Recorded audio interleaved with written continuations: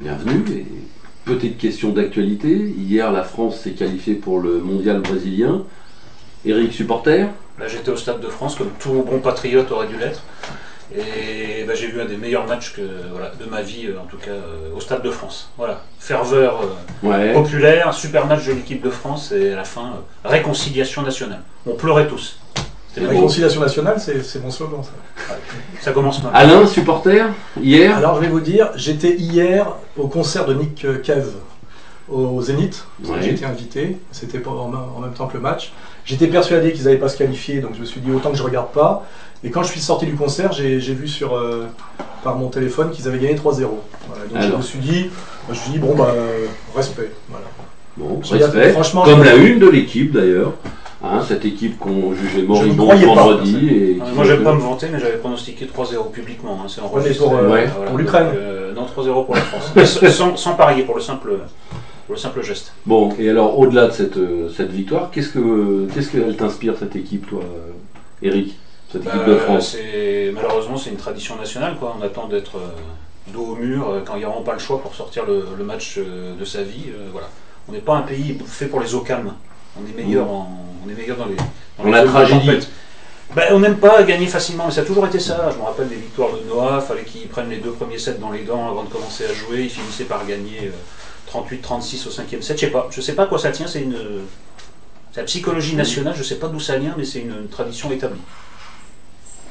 Alain, tu as peut-être une autre analyse? Non, je suis pas très passionné par le foot. Hein.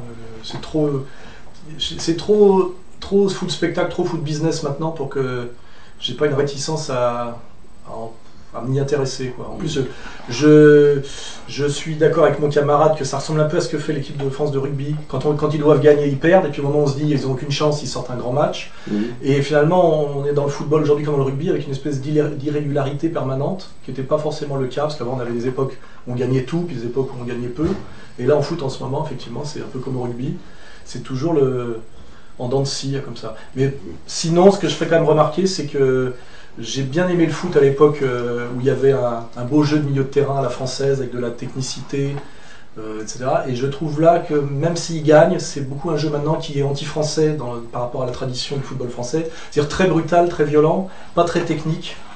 Et c'est une équipe qui, je ne trouve pas jolie à jouer, même quand elle gagne ou qu'elle perde. Même les buts sont toujours à moitié des buts de raccro. C'est pas les buts qu'on a vu hier entre la Suède et le Portugal. Ouais. C'est des buts de raccro, je suis désolé, avec un défenseur qui met plus ou moins le but contre son camp ou qui a failli. L'autre qui rate son tir, mais ça, il reprend machin. L'autre qui est, bon, on a vu qu'il y avait un hors-jeu, il y a eu une compensation, mais c'est pas du football brillant de l'époque de Platini ou du football de l'époque Zidane, c'est du football de tâcheron. Et en fait, un football qui ne fait pas rêver, comme le disaient certains. Moi je trouve que, surtout c'est pas du football français. Avant les Français étaient physiquement un peu légers, mais très techniques. Les Tigana, les machins. Aujourd'hui ils ont tellement compensé le côté très très physique, que c'est beaucoup moins tactique et beaucoup moins technique, c'est beaucoup moins collectif.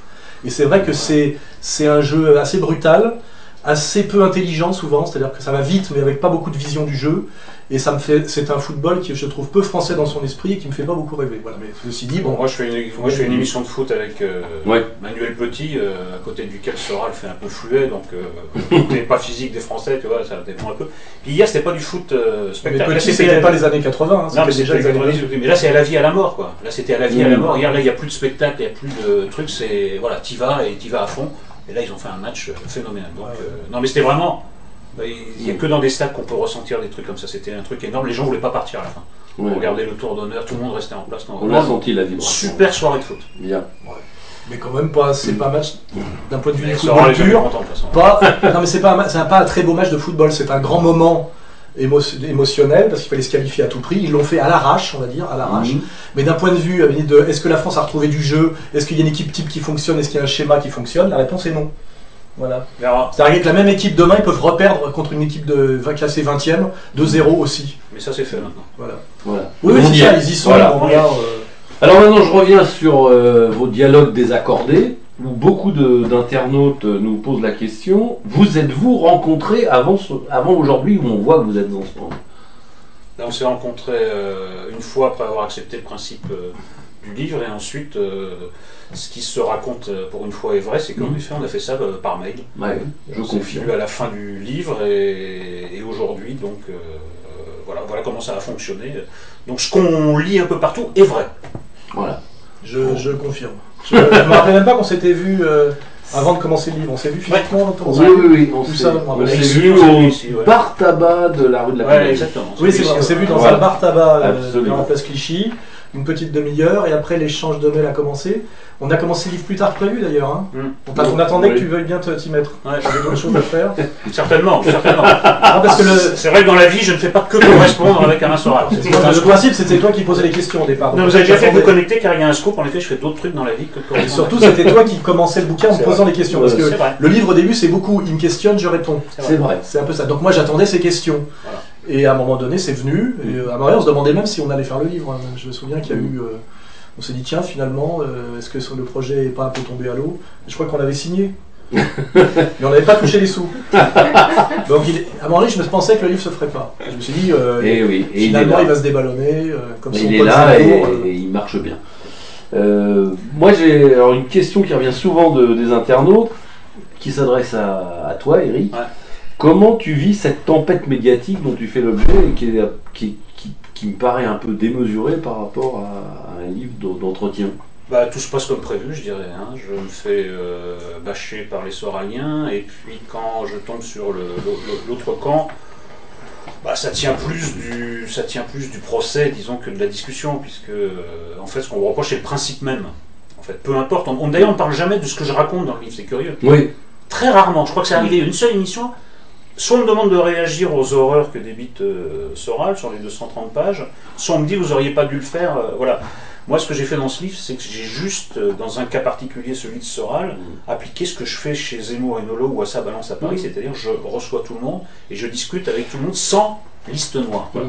Alors pas justement, ça m'intéresse, que là c'est l'éditeur qui va te parler, comme si je tweetais et je parle à l'éditeur que tu as été. Comment tu réagis à cette question? Vous n'auriez pas dû le faire. Ça te irrisse, tu la comprends? Je comprends qu'on pose la question, mais le problème c'est que la réponse est dans la question. C'est-à-dire que quoi que je dise, non, vous n'auriez pas dû, parce que de toute façon, votre nom sur la couverture avec Soral, il n'aurait pas fallu. Voilà. Il n'y a pas d'autre argument qu'il n'aurait pas fallu. Moi, je veux bien discuter pied à pied, point à point sur ce qu'il y a dans le livre, mais sur le principe, qui décide avec qui on a le droit de parler ou pas? Bonne question, bonne question. Alors c'est la question, Alain, que je voulais te poser. Bon, toi tu t'attendais à cette levée de bouclier? Déjà, je vais répondre déjà à une petite remarque qu'il a fait, qui n'est pas tout à fait vraie. Les Soraliens, je ne sais pas trop ce que c'est, mais enfin les gens qui m'aiment bien ne l'attaquent pas autant qu'ils le disent. C'est un peu pour se protéger qu'ils disent ça. Si on va sur le site Égalité et Réconciliation, quand on regarde des commentaires, il y a beaucoup de gens qui disent Nolo, tu as eu le courage d'y aller. C'est quand même mieux que de dire que c'est un pestiféré. Donc en fait, je sais pas trop où tu te fais attaquer, mais sur le site Égalité et Réconciliation, tu te fais pas attaquer. On te dit, et même quand je regarde un peu sur Facebook, c'est bien d'avoir. C'est le seul qui a osé y aller. Voilà, c'est le commentaire. Et d'ailleurs, il n'y a pas tellement de commentaires sur le fond. En général, voilà. Mais c'est la même chose dans l'autre sens. C'est un peu dommage parce que c'est pas un dialogue mondain, c'est un dialogue, à mon avis, sur des questions. C'est ce qu'on me reproche. Hein. Non, mais c'est sur des questions essentielles. Pourquoi on ne parle pas de ça? Ensuite, il y a quelque chose qui est incompréhensible pour moi, c'est de supposer que le fait de dialoguer avec quelqu'un suppose une adhésion. Oui. C'est quand même très étrange. Ça suppose une fraternité à minima, c'est-à-dire qu'on se crache pas à la gueule. Et ça, normalement, tu devrais me cracher à la gueule dès que tu me vois à 10 mètres. C'est quand même tout ce qui a été mis en place depuis quelques années, et c'est pour produire cet effet-là. Et ce qu'on te reproche, c'est que tu n'obéis pas au dispositif qui a été mis en place contre moi, parce que je te fais remarquer quand même qu'on t'invite toi tout seul à l'émission pour un livre qu'on a fait ensemble, sans que jamais que la question soit posée, c'est pourquoi finalement Soral n'a pas le droit de répondre aux injures qu'on lui envoie, et pourquoi il faut que ça passe par ta médiation, parce qu'on est quand même dans un état de droit et dans une démocratie où il y a marqué nulle part que Alain Soral est interdit de télévision par un jugement de tribunal. Ce qui veut bien dire qu'il y a une force occulte en France qui peut m'interdire de médias de façon systématique et évidente, et là je ne suis pas dans le délire paranoïaque, ça peut être confirmé par toi-même, et que simplement on te reproche, en m'ayant parlé, d'avoir remis mon nom et mon être en contact avec le public, je dirais mainstream, parce que j'existe par Internet comme tu le sais. Et la vraie question que je pose, c'est est-ce que tu ne trouves pas étrange, toi, d'être invité tout seul à toutes les émissions sans jamais moi, et que je me fasse systématiquement diffamer et injurier en ta présence, sans jamais pouvoir répondre, alors que je ne suis pas condamné à la prison ou à quoi que ce soit. Il y a quand même des gens qui font des listes noires en France, il y a eu la fameuse liste de Cohen, et je me demande comment tu fais toi pour ne pas t'en rendre compte, ou est-ce que tu t'en es rendu compte, et finalement, la manière dont tu te comportes relativement élégamment, c'est seulement de dire j'ai accepté de faire le livre avec Soral, c'est déjà ça déjà devrait m'extasier, bien que ce soit systématiquement pour le contrer, parce qu'il est antisémite, révisionniste, homophobe, raciste, etc. Là, il y a quand même un gros non-dit, c'est qu'il y a une liste noire en France qui est faite par des gens qui règnent sur le monde médiatique en dehors de toute légalité et en dehors de toute officialité. Et moi, mon travail avec ce livre, c'est de t'obliger à l'admettre. Voilà. Une réponse. Non, mais je le prends pas comme ça, simplement le dispositif devient très curieux parce que moi je suis invité, j'ai pas à me plaindre, on peut pas dire que le livre soit voilà, sous une chape de plomb, simplement je dois répondre de ce que tu racontes dans le livre. Oui, pourquoi je peux répondre moi? Voilà, non, oui, or dans le livre je ne cesse de contredire ce que tu racontes, donc c'est un peu curieux de me demander de réagir à ce que tu dis, voilà. Puisque mes réponses sont dans le livre. Ensuite, alors ce que je comprends encore moins, c'est est-ce que par exemple on prend le cas d'Emmanuel Carrère? Est-ce que Emmanuel Carrère, quand il fait un bouquin sur Limonov, ça veut dire qu'il devient le partisan d'une milice paramilitaire fasciste russe? Non, il fait son boulot de romancier. Est-ce que Lucchini, qui va reprendre Voyage au bout de la nuit, il devient pour autant le promoteur de Bagatelle pour un massacre? Non, il fait son travail de comédien. Moi, je fais dans ce livre ce que je fais toute l'année. Je passe mon temps à recevoir des gens avec lesquels je ne suis pas d'accord. Certes, les désaccords sont sans doute moins profonds qu'avec Soral, en tout cas sur l'essentiel, mais en tout cas, c'est ce que je fais toute l'année. Et là, tout d'un coup, ça ne va pas. Voilà, ça rejoint cette question que je voulais poser, c'est est-ce que tu penses normal que Alain Soral soit blacklisté comme ça à la télé, alors qu'on en parle, c'est-à-dire on parle de quelqu'un, c'est pas comme si on n'en parlait pas, en disant voilà, il est la représentation du mal, d'un certain mal. Et puis le livre n'est pas attaqué. Moi, comme éditeur, mes livres ne sont pas attaqués en justice, c'est-à-dire que mes livres ne sont interdits. C'est-à-dire qu'ils sont pas attaqués légalement, mais ils sont interdits par d'autres moyens que les moyens de la légalité. C'est ça c'est ça l'intérêt de ce livre aussi, c'est que les gens sont obligés de l'admettre, ça. Hein, je suis l'homme invisible. Si tu regardes ce qui s'est passé à Canal+, il y a un tribunal autour de toi qui te punit pour avoir simplement osé m'adresser la parole, et il y a ma photo en énorme derrière avec marqué mon nom, comme si j'étais le docteur Mabuse, tu vois, ou Fantomas. J'adore ça, hein, je trouve ça génial, parce que toi tu prends les glavios, moi je touche les droits d'auteur. Mais c'est pas normal. Vous les touchez à deux, hein, les droits d'auteur. Oui, mais je rappelle, la règle. C'est 50-50, ça que je voulais dire. C'est 100% des glavios, 50-50 pour les droits d'auteur. Voilà. Non, mais on peut retourner le truc à ce moment-là. Je pourrais dire que peut-être que c'est... Ouais, peut-être que tu es plus futé que moi, peut-être que tu as compris que tu pousses les choses tellement loin que tu vas te faire interdire de fait, pas selon une loi, mais de fait à la télévision. Donc tu vas jouer sur les deux tableaux. C'est qu'en effet, je vais faire le sale boulot à la télé, puis toi derrière, sur Internet, sur Égalité et Réconciliation, tu dis regardez, je suis pas invité, c'est bien la preuve que... Donc tout ça va relancer un cycle où c'est peut-être toi qui es le plus futé dans cette histoire, peut-être. Peut-être. De toute façon, ça a été ta réponse en disant, quelque part, vous validez Soral par votre attitude envers moi, puisque tu as vu que quand ils sont honnêtes, ils disent d'ailleurs Soral vous a prévenu dans le livre, tu ne mesures pas ce que tu vas prendre dans la gueule pour simplement avoir osé me porter la contradiction, et tu le vérifies. On t'a pas dit esprit Coubertin, ou la fameuse phrase de Voltaire, que Voltaire n'a jamais prononcée. Tu sais, je ne partage pas vos idées, mais je me battrai jusqu'à la mort pour que vous puissiez continuer à les alors dans ce cas-là, ça, c'est pas vrai. Alors mon côté voltairien, de ce côté-là, il y a limite, parce que je me battrai pas à la mort, jusqu'à la mort pour que tu puisses... je me battrai jusqu'au dessert. C'est une phrase de dîner en ville pour dire aux femmes. Oui, d'accord. Ça, je comprends. C'est beaucoup plus français, d'ailleurs. Hein. On est moins héroïque que ça. Donc, question qui revient beaucoup des internautes et qui te concerne, Alain. Qu'est-ce que tu réponds à ceux qui te taxent d'antisémitisme? Et question qui est jointe à celle-ci, penses-tu que ta critique systématique de cette communauté juive nuit à tes idées, par ailleurs, qui ont l'air de séduire pas mal de Français?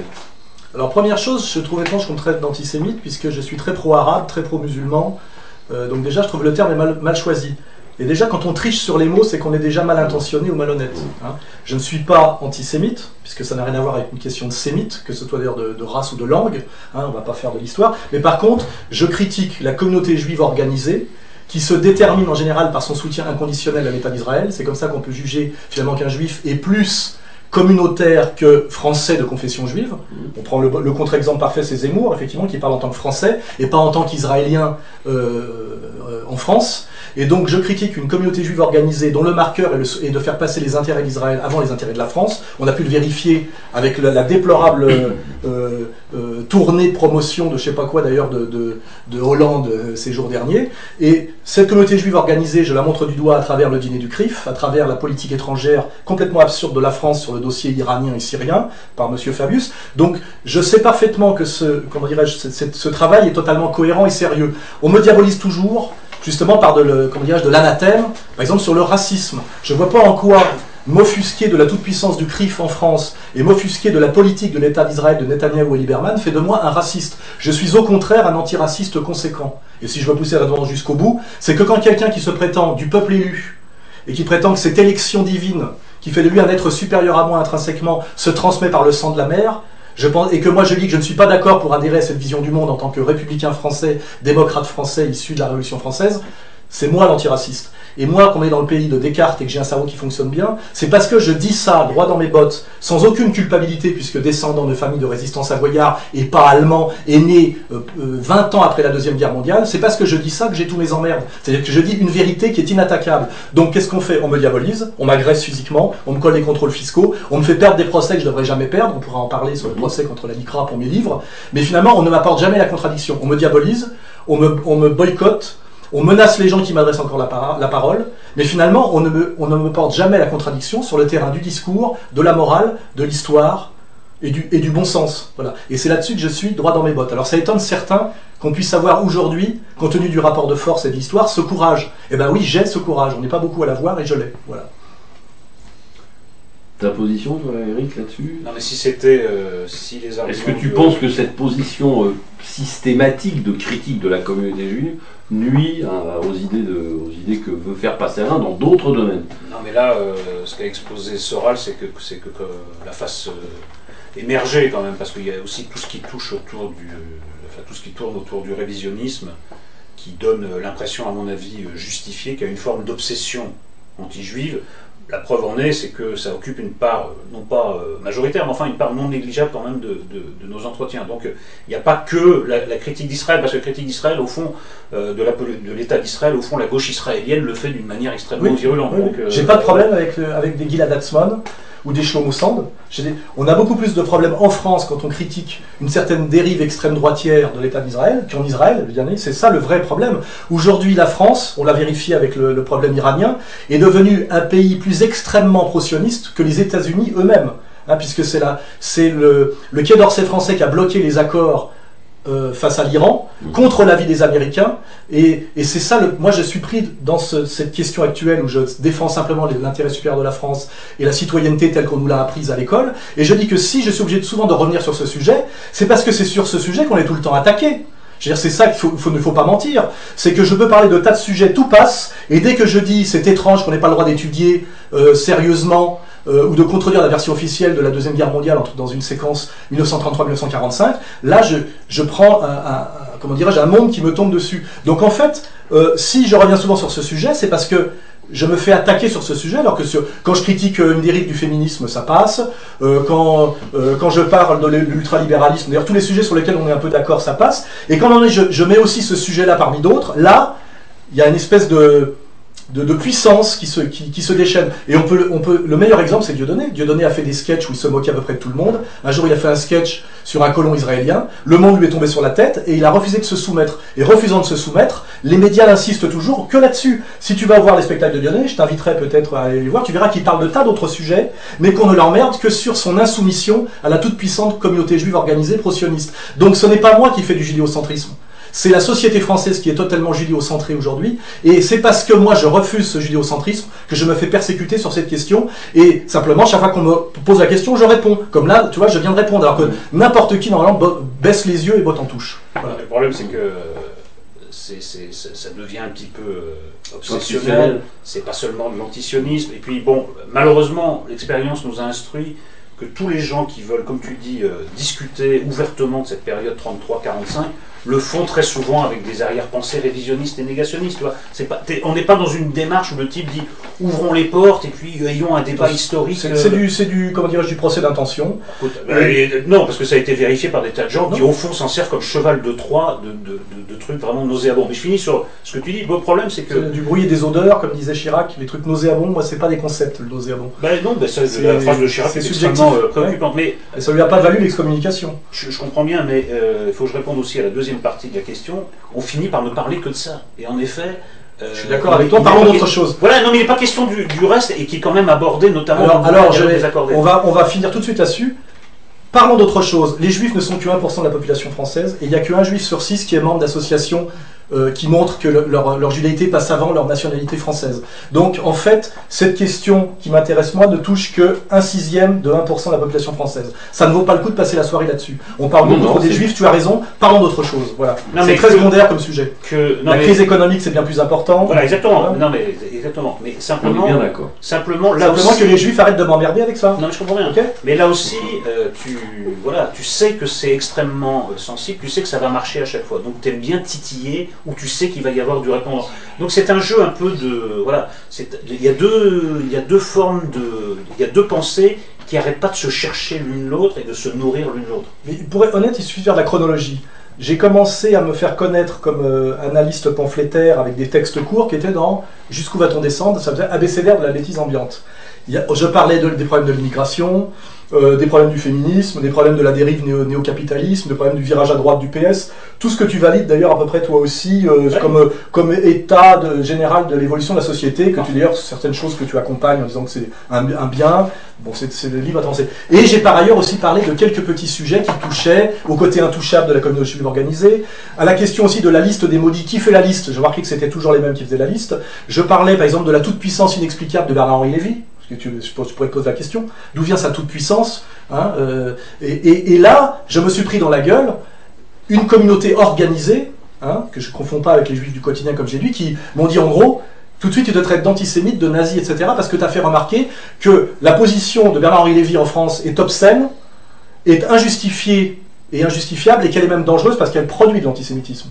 C'est clair et net de le comprendre. Parce qu'aujourd'hui, il y a des gens qui sont agacés par la communauté juive, c'est notamment à cause de l'omniprésence et de l'omnipotence injustifiée, injustifiable d'un Bernard-Henri Lévy. Mais moi, on m'a emmerdé parce que j'avais osé dire ça. Alors évidemment, j'aurais pu fermer ma gueule, comme on me l'a conseillé, dire bon, bah, je vais parler de drague, de féminisme, d'immigration, taper sur les musulmans parce que c'est la mode, sans jamais montrer que les demandes communautaristes que font les musulmans s'appuient sur la jurisprudence des juifs orthodoxes, hein, les journées dans les piscines, etc.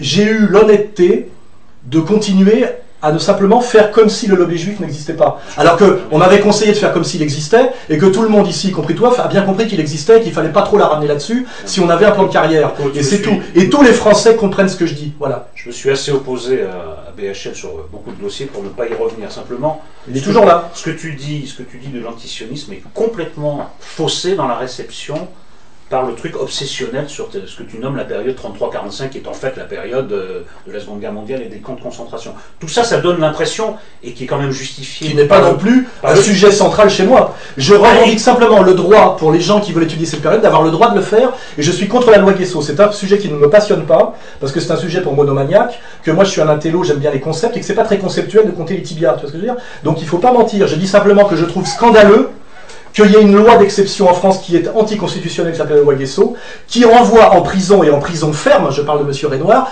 des gens parce qu'ils produisent une brochure de 15 pages renéotypée qui touche 100 personnes, pour dire qu'ils ne sont pas d'accord sur le décompte de Nuremberg.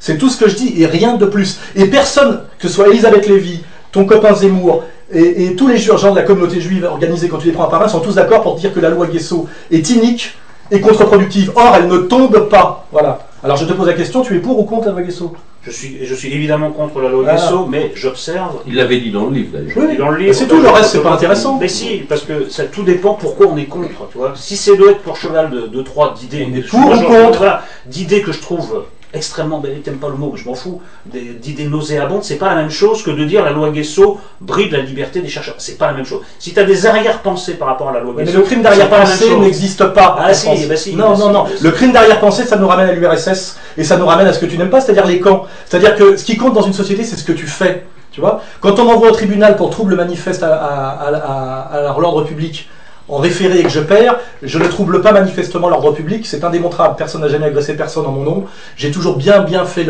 mis en avant le côté totalement pacifique et humoristique de ma démarche, et aider les gens à s'instruire, etc. Moi, ce que je remarque, c'est qu'à un moment donné, on te reproche des arrière-pensées et quelque chose qui serait nauséabond. Le nauséabond et l'arrière-pensée, ce n'est pas de l'ordre de la loi, c'est de l'ordre du totalitarisme. Ça veut dire qu'à un moment donné, même si sur les faits on ne peut pas te donner tort, on va te donner tort parce qu'on devine que... Et là, il y avait, dans le jugement que je viens de subir dans un procès face à l'ICRA, la juge m'a condamné parce qu'il y a quelque chose de subliminal dans mon travail. Je veux dire, quand on est dans le crime subliminal, la démocratie est gravement en danger. Or, la démocratie est en danger, elle est en danger par ce côté-là. Hitler est mort en 1945 et les Allemands ne veulent pas envahir la Pologne et pas non plus réenvahir la France. Donc, faut pas se foutre de ma gueule. Le danger, c'est la liberté de penser aujourd'hui et le politiquement correct. C'est pas la vie quotidienne des Juifs en France. Il faut quand même avoir l'honnêteté. Je veux dire, c'est une communauté qui vit très bien et qui n'est pas agressée. On va passer à une autre question parce que là, on est dans le monologue des accordés. Voilà. Oui. Non, alors justement, moi j'ai une autre question d'éditeur à éditeur encore, Eric. Alain a été condamné à caviarder des livres qui sont publiés depuis de nombreuses années, je pense à Léon Bloy notamment, à Henry Ford, livres par ailleurs publiés dans d'autres maisons d'édition. Est-ce que là, en tant qu'éditeur, tu comprends cette démarche? Et tu comprends qu'on en ait si peu parlé? Moi, je ne connais pas le fond du dossier. Les deux auteurs que je connais, c'est Léon Bloy, et en effet, le livre incriminé a connu des tas d'éditions qui doivent être encore disponibles. Oui, qui sont encore disponibles. Assez facilement, donc c'est assez curieux. Après, l'autre type que je connais, c'est Blanc-Rue, qui est un zozo pour moi de première classe. Je ne sais pas ce que tu fous avec des mecs comme ça, mais bon. J'ai racheté les droits d'un livre qui a été édité précédemment, et c'est un dictionnaire. Ah bon, parce que moi je l'ai croisé au moment de l'affaire Little, c'est impressionnant à Blanc-Rue, c'est dans la folie totale.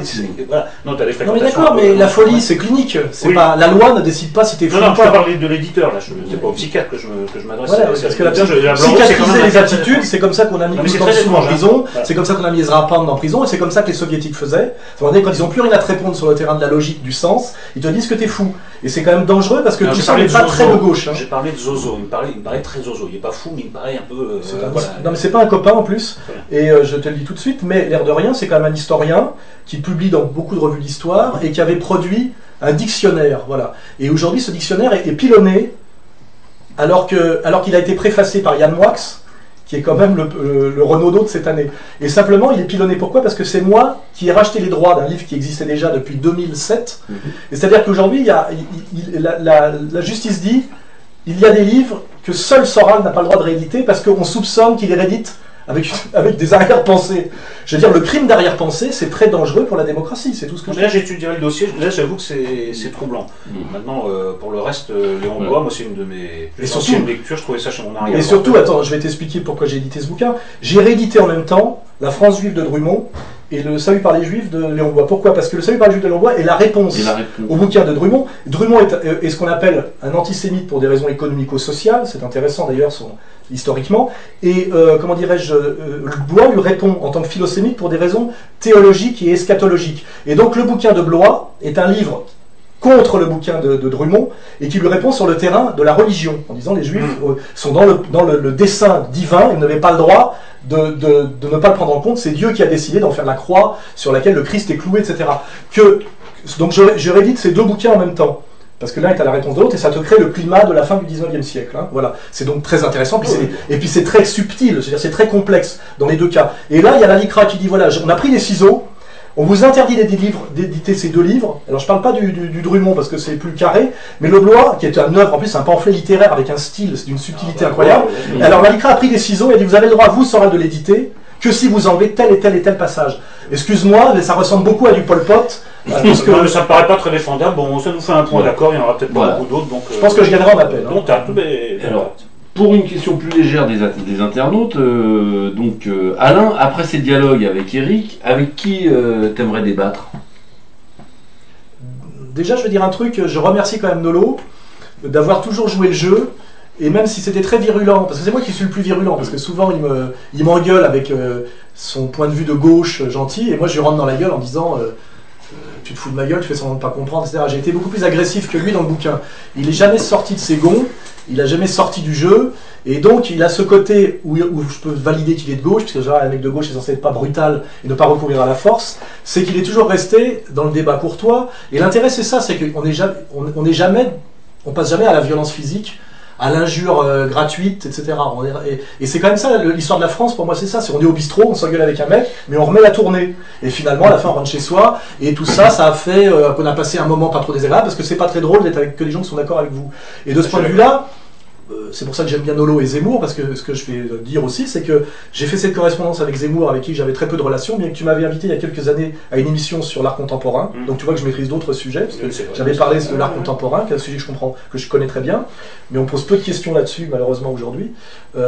Et par contre, j'entretiens une correspondance depuis très longtemps par mail avec Zemmour, que voilà, je pense qu'il il va parler, et on échange, on discute, etc. Je lui offre mes bouquins dédicacés, lui pareil, voilà.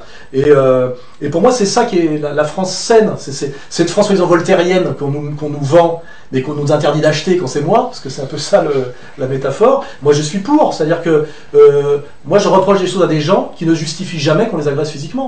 La France est un pays riche, avec des institutions démocratiques. Je suis pour voilà, comme il le dit, pour le débat d'idées, mais libre totalement. Et j'ai horreur de l'anathème, du crime d'arrière-pensée, du crime subliminal, et aussi de la moraline qui consiste à dire oui, mais là, quand même, on ne peut pas.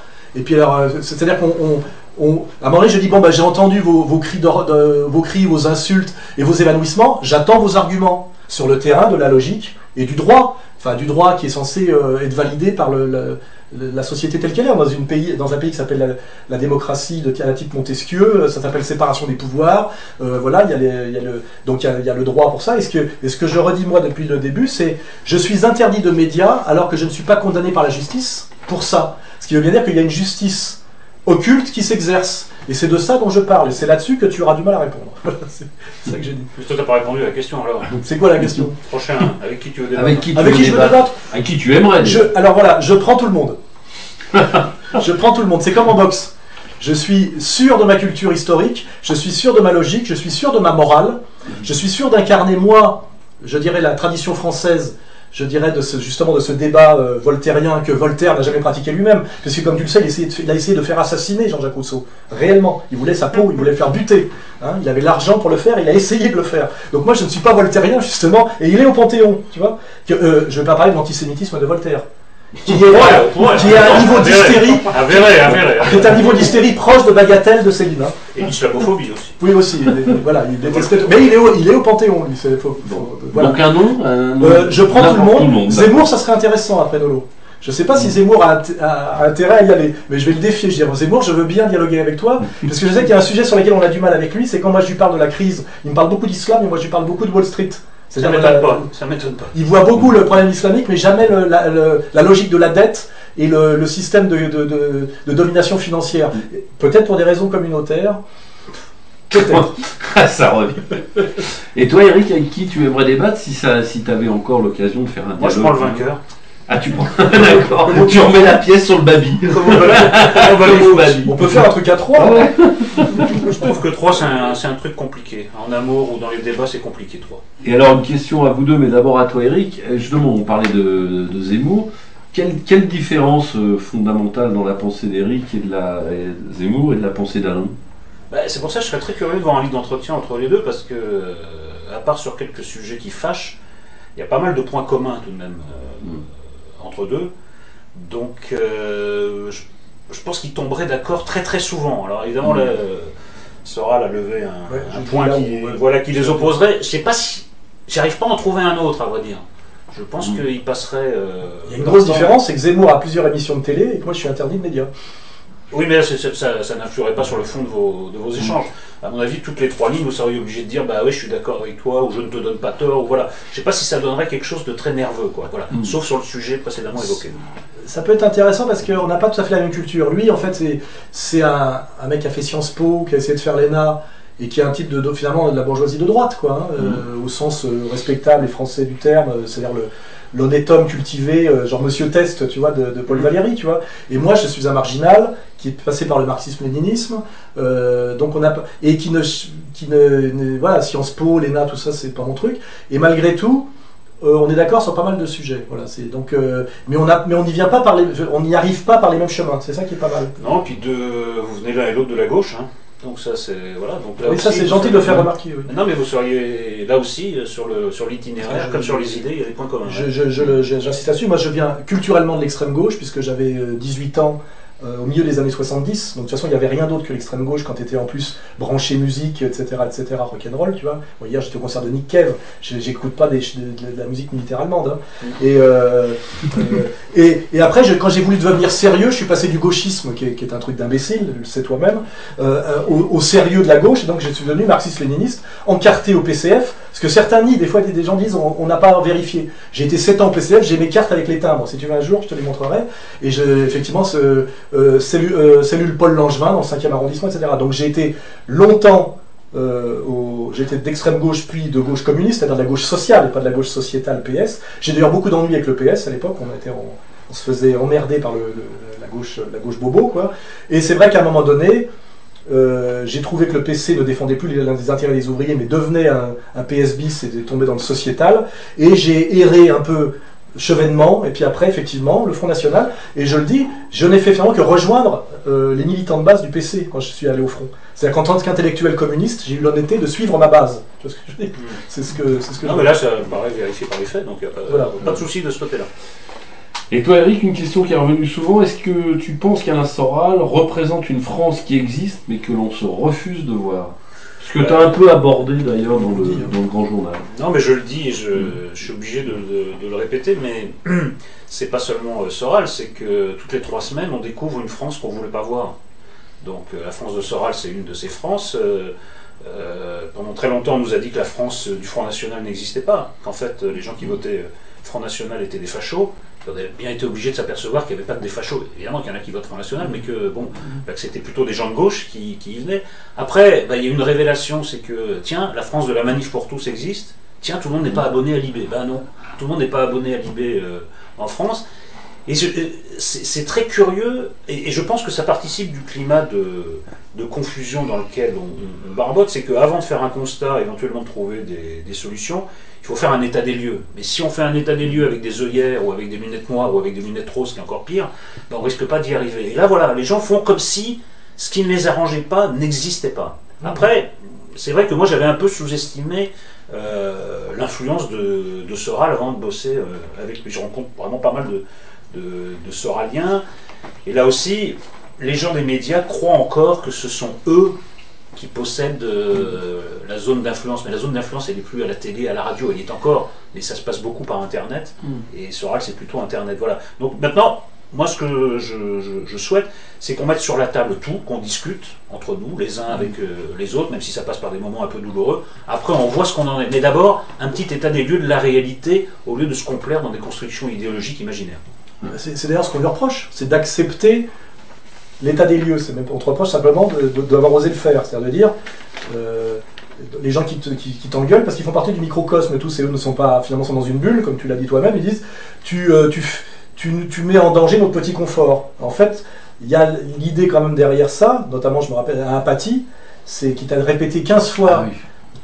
Vous avez fait un beau cadeau à la Soral, c'est un beau cadeau. Il ne se pose pas la question de savoir s'il y a une crise sociale, s'il y a du chômage, s'il y a du désespoir. Vous avez fait un beau cadeau à la Soral, c'est-à-dire en gros, si je vais le plus son raisonnement inconscient Apathie, c'est vous mettez en danger mon propre gagne-pain. C'est ça qu'il te dit en gros. C'est-à-dire que si à un moment donné on admet les idées de Soral et qu'on ne les limite pas à Internet et qu'on les fait rentrer dans les médias mainstream, Apathie il dégage parce que sa réponse n'est suffisante en rien.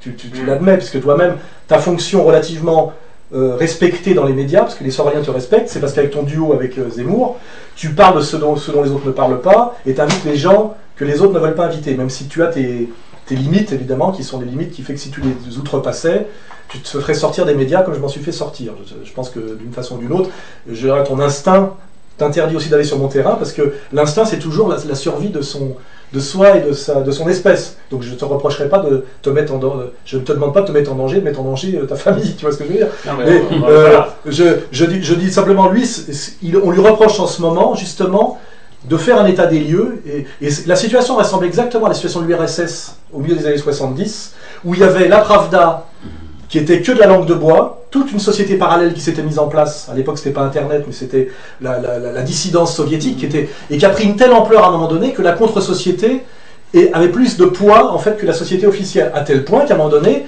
les cadres du PC, et c'est Gorbatchev, il dit bon écoutez, on arrête. C'est tellement du théâtre. Et d'ailleurs, on arrête et on passe à l'économie de marché et on privatise nous-mêmes. Hein. C'est ça qu'on n'a pas dit. C'est pas Solzhenitsyn qui a pris le pouvoir. Et aujourd'hui, il y a d'ailleurs des intellectuels russes qui te disent, l'Union européenne, parce que j'élargis ça à la question européenne, c'est une URSS à l'envers. C'est-à-dire que nous avons des technocrates qui sont des apparatchiks, qui eux jouissent parce qu'ils sont totalement isolés des problèmes du monde et bien payés, et qui sont là pour nier la réalité et ne pas admettre la catastrophe de leur positionnement stratégique et de ce qu'ils ont mis en place depuis 25 ans, et ça ressemble vraiment à l'effondrement industriel de l'URSS. Il y a un peuple qui les prend soit pour des cons, soit les déteste, et qui finalement ne les écoute plus. Et ces gens-là sont tout seuls, hein, en vase clos. Et si on fait cet audit que tu fais un petit peu, même si après tu pousses pas l'analyse là où je la pousse, hein, sur comment dire, les causes et ce qu'il faudrait faire, en fait, l'état des lieux en ce moment ressemble beaucoup à la période qui a précédé l'effondrement de l'URSS, inversé. D'accord. Il ne reste plus qu'à attendre. Bon.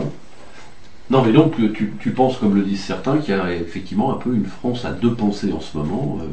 Une pensée réelle qui serait celle du peuple et de ceux qui vivent la crise et les difficultés, puis une pensée médiatique qui ne se rend pas compte que l'autre existe. J'ai participé à une émission avec François Fillon, chez François-Olivier Gisbert, à la fin, c'était sur la pensée unique.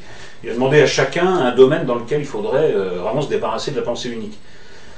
Fillon, il a tout de suite cité les médias. Je trouve qu'il y a un problème avec les médias. On voit bien que les médias ne justifient plus du tout ce nom. Ils vivent quand même dans une sorte de monde parallèle qui est complètement éloigné de ce qu'on voit. Moi, j'ai la chance par inclination et puis parce que par paresse aussi, parce que la jet set ça m'a toujours semblé trop fatigant à intégrer et puis pas très intéressant, de vivre plutôt au contact du peuple, et je vois bien que ils vivent dans une autre galaxie par rapport à l'ordre médiatique de gens qui sont entre eux. Donc ce divorce entre ceux qui sont censés analyser la réalité et ceux qui la vivent, ça va très très mal se terminer. Ça va très très mal se terminer. Bon, de toute façon, on le voit bien avec la crise de la presse, et puis surtout, on discute avec des gens qui vraiment vous parlent une langue étrangère et vous parlent d'un pays étranger qui est pourtant le nôtre, la France. Donc, tout ça ne peut que mal se terminer. Ouais, voilà. Sauf si on écoute. Ça, c'était une des questions. Surtout si on écoute ça. Comment vous voyez la France dans ces années qui viennent, Alain? Moi, je vois la Grèce. On voit très bien qu'on est dans un processus d'effondrement progressif qui touche tous les pays de l'Union européenne, alors les plus fragiles au départ et puis les plus solides. Donc les derniers à tomber, ce sera l'Allemagne. Désolé pour toi de repartir de l'Allemagne, mais pour une fois. On a le droit, Là. Oui, mais là, finalement, les Allemands, ils ont gagné par d'autres moyens, finalement. Mais je suis d'accord. Enfin, c'est pas les mêmes. Hein. Mais il y avait plusieurs corps en Allemagne. Sans faire d'humour. Je pense que dans 2-3 ans, si rien ne change, en France, on sera dans la situation de la Grèce, où le Front National sera assimilé à Aube Dorée, et comme on ne saura plus quoi leur répondre sur la question sociale, on ne parlera que d'une question raciale fictive en les traitant de racistes toute la journée. Tu as quand même remarqué que comme on ne sait pas quoi répondre sur la question sociale, on invente l'affaire Taubira, on la monte en épingle, le PS fait des meetings de lutte contre le racisme. Je ne pense pas que le problème en France, quand tu vois hier d'ailleurs la réussite de l'équipe de football et comme elle a été accueillie par le peuple de France, la France est un pays très peu raciste, et le PS n'a plus que ce pseudo-concept à la bouche qui avait déjà été inventé par Mitterrand pour abandonner la question sociale à partir de 83, c'est qu'on a des élites qui disent il y a un gros problème de racisme en France, alors qu'il y a un très très gros problème économico-social, et quand tu vois ce qui se passe en Grèce en ce moment, c'est exactement ça. On a un pays dont les élites ont vendu les intérêts supérieurs du pays à une logique de la dette qui était d'ailleurs Goldman Sachs, avec des trucages, etc. Les fonctionnaires ont leur revenu baissé de moitié, on a un effondrement des classes moyennes et une misère qui monte dans un pays qui est quand même dans la zone euro, hein, c'est pas l'Afrique centrale, et on a, face à cette crise sociale liée à une logique de la dette, il faut le dire, un mouvement populiste qui émerge qui s'appelle Aube Dorée, que les médias mainstream traitent systématiquement de nazis, alors que je te rappelle que même si l'extrême droite grecque et d'extrême droite, les Grecs ont combattu les nazis, hein, faut quand même pas oublier, ils se sont battus contre eux, donc ce genre de filiation malhonnête qui joue sur l'inculture historique, hein, même l'extrême droite grecque ne peut pas être nazie, elle peut être d'extrême droite mais pas nazie, il n'y a pas de lien, hein, c'était les anti-nazis, les Grecs ils ont été victimes du nazisme historiquement. Voilà. Enfin, et là c'est une extrême droite criminelle, moi je m'en fous. Non, mais criminel, c'est un mouvement populiste qui essaye de défendre le peuple, notamment en faisant des distributions de bouffe, en essayant d'aider un peu à lutter contre l'effondrement des conditions de vie du petit peuple grec, qui est le niveau de vie et l'insécurité. Ça marche toujours ensemble.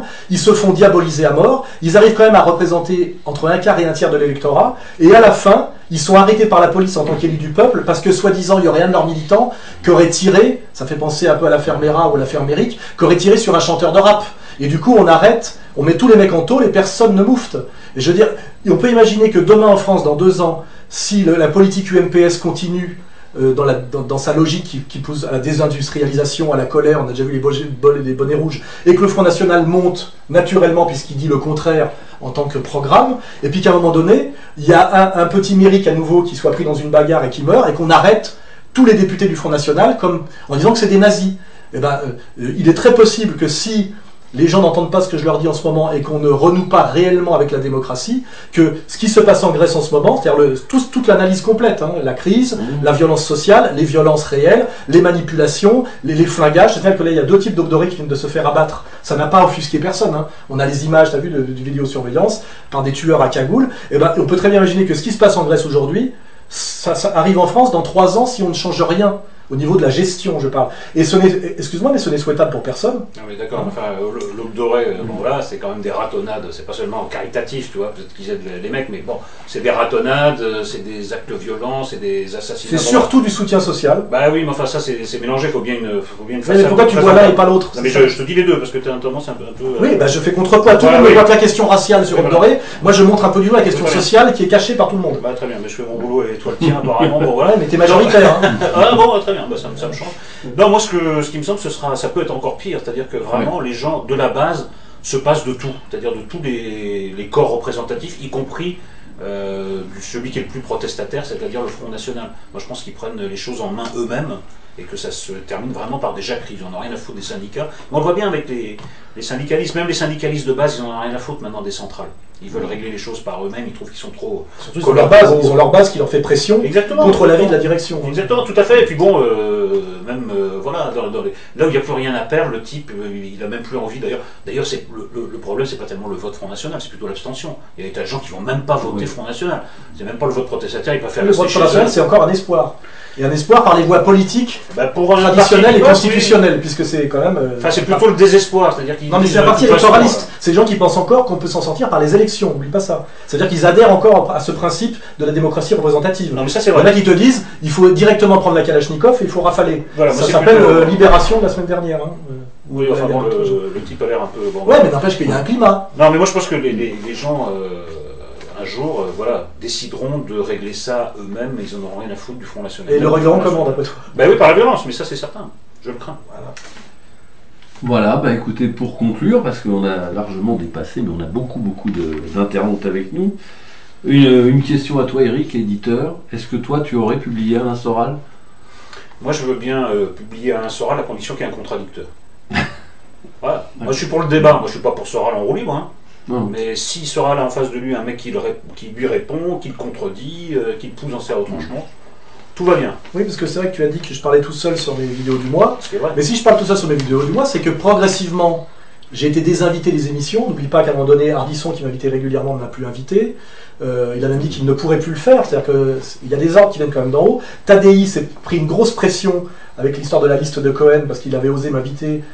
Alors qu'il m'a déjà plus invité depuis 2 ans, et à un moment donné, effectivement, plus personne ne m'invitant, et ben finalement, je m'auto-invite à mon auto-émission. Et voilà. Ce qui fait quand même chier le système, c'est qu'il y a beaucoup plus de gens qui me regardent finalement que de gens qui regardent les émissions qui étaient censées m'inviter. Parce que ma victoire, ma revanche, qui n'est pas posthume, elle pourrait le devenir d'ailleurs, mais ma revanche, c'est que finalement, je fais mon émission sur mon canapé Ikea dans mon petit studio de 35 mètres carrés, et finalement, il y a plus de gens pour me regarder, il détourne la tête de la télé et il regarde Soral sur son canapé, que de gens qui regardent les émissions, ces émissions institutionnelles de débat d'idées, où on dit il faudrait rompre contre la pensée unique, on t'invite pour le faire, mais on m'invite pas moi. S'ils avaient voulu respecter l'intitulé de l'émission, pour rompre avec la pensée unique, ils pouvaient m'inviter moi. Surtout que là, je suis seul, face à combien de contradicteurs et des champions, un ancien Premier ministre, un philosophe hautement gradé, toi, etc. Or, ce que vous pouvez regarder dans le regard de tous ces types-là, alors que je ne suis pas là, c'est la peur. Ils ont peur de moi, même absent. De quoi ont-ils peur? C'est ça la question. Voilà, bah écoutez, merci à vous deux, de ces dialogues désaccordés. Voilà, donc Il peut pas s'empêcher. Mais une gaminerie pour Mais terminer. c'est notre Alain. C'est dommage. Ah, mais comme ça soupçonnait d'être un signe néo-nazi, je vais faire plus traditionnel. Je vais faire ça. Je fais français. Bah, ça, je préfère. Il y a une tradition. Voilà. Le bras d'honneur, c'est plus Je viens de créer une petite entreprise qui s'appelle Bras d'honneur, justement. Tu vois. Merci à vous J'ai deux. entendu ta critique. Et puis merci de nous avoir aussi, à travers ce livre, éclairé sur pas mal de Et il se points vend. et de positions. Et il se vend. Et il On se pose vend. la question, à combien il se vend? C'est toi de répondre, l'éditeur. Bah écoutez, pour le moment, on a fait un premier tirage à 16 000 et on en a réimprimé 5 000. Voilà. Alors c'est pas encore vendu, on compte sur vous, mais Donc on serait déjà dans du 20 000 très voilà. à l'aise. Voilà, ce qui veut dire qu'il y a, voilà, il y a une lutte contre. Et toi d'ailleurs, quand tu dis que mes livres se vendent à quelques dizaines de mille exemplaires, Comprendre l'Empire, qui est un livre de fond d'ailleurs, qui n'a jamais attaqué, jamais critiqué, mais qui est traduit en coréen, en russe. En coréen du Nord ou du Sud? Du Sud. Du Sud. On a préféré Corée du Nord, mais on ne choisit pas. Et on a passé les 60 000 exemplaires quand même. Plusieurs dizaines. Moi, je suis un méconnaître. Voilà, et alors dernière question d'internaute. Oui. Avez-vous évolué dans votre perception de l'autre à l'occasion de ce livre? Moi oui, je dois le dire. Je pensais qu'il jouait un double jeu, en faisant le contradicteur, et en me disant en fait il est d'accord avec moi surtout parce qu'il est intelligent et cultivé. Et en fait j'ai découvert qu'il pensait réellement ce qu'il disait. Donc j'ai découvert un Nolo bien plus naïf et enfantin et de gauche que je n'imaginais. Et réciproquement, hélas. En tout cas, merci à tous les deux, et puis merci aux internautes qui nous ont suivis. On se serre la main ou tu Et- veux Bah, pas oui, non, mais pas de problème.